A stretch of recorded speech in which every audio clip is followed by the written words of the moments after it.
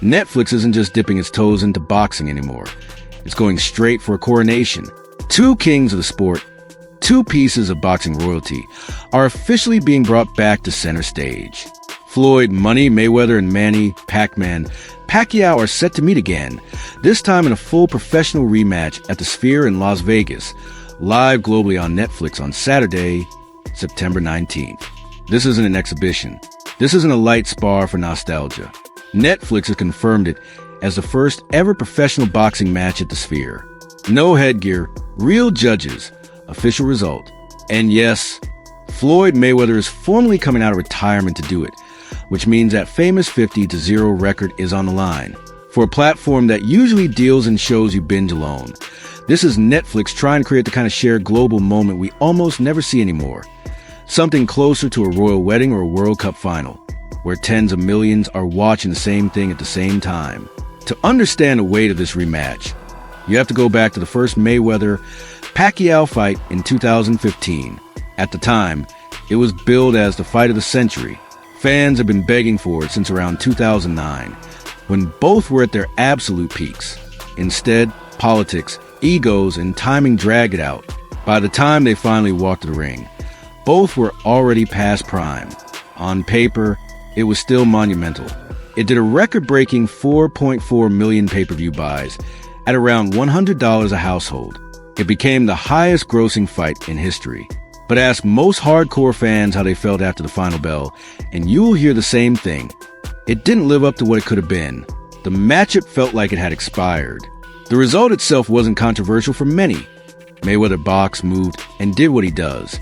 But the timing left everyone wondering what would have happened if we'd seen it when both men were truly at their best. Even some analysts now say that because the fight happened late, we'll never truly know that answer. They'll tell you they always would have picked Floyd to win, but admit the version we got wasn't the definitive prime versus prime showdown the hype promised. Fast forward to now, and we're being told they're going to do it again. Netflix took to its official channels and spelled out clearly, Mayweather versus Pacquiao, two of the greatest icons in boxing history. Professional rematch. Sphere in Las Vegas. September 19th. Live globally, only on Netflix. No pay-per-view button this time. No $100 price tag. Instead, Netflix is using its 300+ million subscriber reach to eventize this rematch. This is exactly the kind of thing media execs talk about when they say they want big, shared experiences. In a world where everything else is niche, the way the NFL still pulls entire countries in front of the same game, the way a Canelo or Crawford mega fight can still bring in huge simultaneous audiences. Netflix wants that for itself. And to get there, it doesn't get much bigger than Mayweather, Pacquiao 2. What really turned heads wasn't just the announcement, but the clear statement that this isn't some soft exhibition. Floyd has publicly confirmed he's unretiring as a professional. His own words made it clear. This isn't just we'll have fun and tap each other for 8 rounds. He's talking about taking it seriously, giving fans real excitement, and showing people that he still has something left. The gym footage backs that up. Mayweather has been showing clips of himself on the mitts, moving like a man who never left. You hear the trainer calling, roll, roll, right hand, hook, hook, right hand, slide and step. Floyd still dips under shots, snaps the right hand, pivots out, and resets his distance like muscle memory. Whatever people think about his motivations, nobody can claim he's not working. But here's the reality. Both men are older now. Depending on who you listen to, Floyd is in that 46 to 48 range. Pacquiao is just a shade behind, around 45 to 48 himself. This isn't the 2009 fantasy version fans once dreamed of. It's two legends from a previous era putting the gloves back on, and the boxing world is split on how to feel. On the one hand, you've got younger fighters and current contenders looking at this through a very modern lens. Some of them say the writing's on the wall. They've seen influencers walk into boxing and pull 8, 9 figures from one night. They've seen crossover stars like Jake Paul fight legends and draw monster numbers. Their attitude is, if YouTubers can do it, why shouldn't the actual greats cash out too? From that perspective, the idea of Mayweather and Pacquiao reclaiming that spotlight makes sense. As one fighter put it, If Floyd is coming back as a pro, the only matchup that really makes sense and moves the needle is Manny. Anything else is just another exhibition. This, at least, feels like a real event. Some analysts believe the fight could absolutely explode on Netflix. When the first fight is still considered the biggest event of its generation, adding a rematch at the Sphere, with Netflix's global reach, could blow away even the Tyson-Jake Paul numbers. One veteran coach casually predicted this could outdraw every other streaming fight to date. No pay-per-view barrier, massive nostalgia, an iconic rivalry. That's a tough combination to beat. When it comes to predictions, though, a lot of former champions see this the same way they saw the first one. Teofimo Lopez Jr. leaned straight toward Mayweather. He pointed to Floyd's defensive mastery, his ring IQ, and the way he's always taken care of his body. In his eyes, even at this age, Floyd just understands distance, timing, and adjustment too well. His dad, Teofimo Lopez Sr., who openly says he studied Floyd for years to teach his son, respects the move from a business standpoint, but is far less sure the public still wants it. He said bluntly he doesn't think Floyd has the same reaction time anymore, and he hopes, if this really is happening, that it's the last time Mayweather laces him up. Oscar de la Hoya, who fought both men, also sided with Mayweather. Oscar has never been shy with opinions, especially when Floyd's name comes up, but he made an important point. Mayweather has always been meticulous about his physical care, diet, training, staying active year-round. That doesn't suddenly vanish.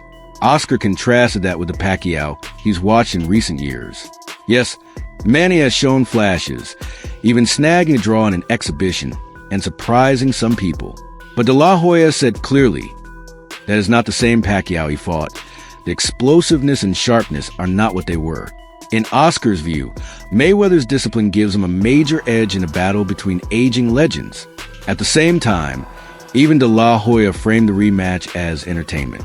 He knows fans will watch for the names, the nostalgia, the spectacle of the Sphere lit up around two icons.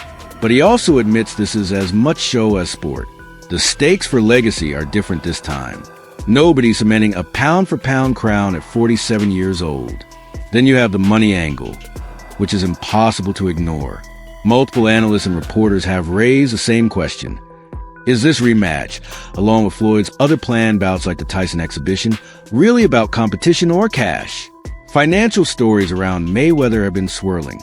Commentators have pointed out that for a man who once led Forbes' list as the highest-paid athlete for consecutive years, he's been surprisingly active in low-stakes exhibitions.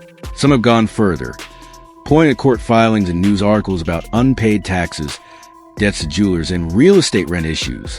One commentator even joked that Floyd has gone from the money team to the no-money team, then backed it up by mentioning IRS links and lawsuits you can find just by searching his name. The biggest red flag came when Mayweather filed a massive lawsuit in California, suing his former advisor Al Heyman, Showtime, and former Showtime sports president Steven Espinoza for at least $340 million. In that complaint, Floyd claims a complex web of hidden accounts, financial fraud, and withheld records cheated him out of huge portions of his earnings from his biggest fights. The suit alleges money was routed into accounts outside his control, and that he was blocked from getting full documentation of where those funds went. Whether those allegations are ultimately proven in court or not, analysts see a picture forming.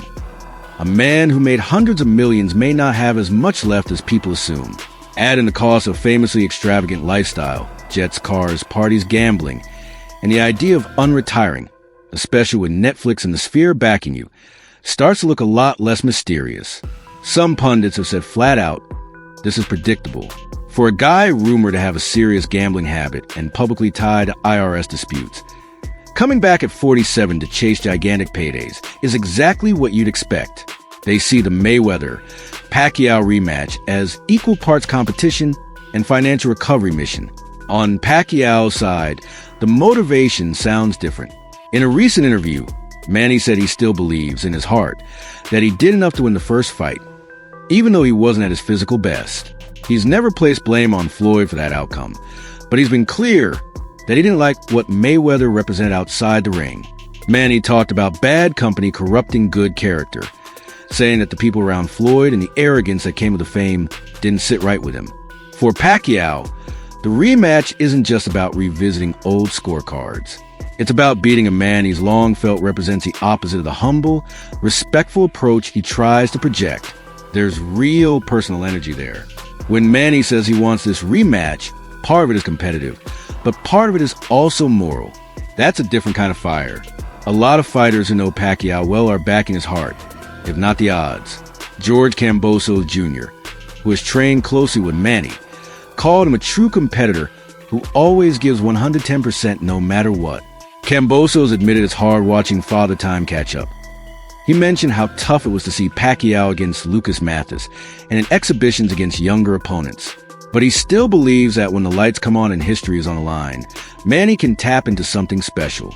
For Kambosos, the respect is real. This isn't just nostalgia. It's belief that an 8-division world champion still has enough timing, speed, and ring IQ to ask Mayweather real questions. Roy Jones Jr. also spoke with a lot of admiration. He put Pacquiao right up there among his personal favorites, highlighting the fact that Manny was knocked out twice early in his career and still came back to become one of the greatest ever. For Roy, the way Manny responded to those early setbacks is what makes him legendary. Most fighters never fully recover mentally from one brutal knockout, let alone two. Pacquiao did, and then dominated multiple eras. Roy sees this comeback as another chance for Manny to show flashes of that resilience, even if the calendar says he shouldn't still be able to. Then there's the trainers who are honest about what this is financially. Robert Garcia was very straightforward. He said Netflix getting involved is great for the fighters and that they deserve to be paid properly at this stage. Some estimates thrown around suggest each man could clear hundreds of millions. Garcia expects a live gate at the Sphere to set records, precisely because there are fewer seats and it's such a high-profile, special event venue. Add in that the date falls right around Mexican Independence weekend, traditionally a massive boxing weekend, and you have the makings of a monster business play. Canelo will likely fight earlier that month in Saudi Arabia, and then this rematch closes out the celebrations in Las Vegas. From a promoter's perspective, it's a dream. Frank Martin, a current contender, summed up another angle. He basically said, Floyd is Floyd. He might have been off the radar, training somewhere abroad, staying sharp in private. We don't really know exactly what he's been doing. But his point was simple. You never fully count out a guy like Mayweather. If he says he's back as a pro, you assume he's preparing in ways the public doesn't see. And over all of this sits Netflix's strategy. They want those rare nights where the whole world feels like it's watching the same thing. Historically, those have been Lewis, Schmeling 2, Ali, Frazier I, Tyson's biggest offenses, and in this era, the first Mayweather-Pacquiao fight. Streaming fragmented that kind of experience. Everyone watches different shows on different timelines with different subscriptions. Big live events cut through that. It's why the NFL is still king. It's why Canelo, Crawford or Fury, Usyk can bring all eyes back to one screen. Mayweather. Pacquiao 2 at the Sphere is Netflix's attempt to create one of those nights under its own banner. So now it comes down to this. Two legends. One undefeated record. One man convinced he should have won the first time.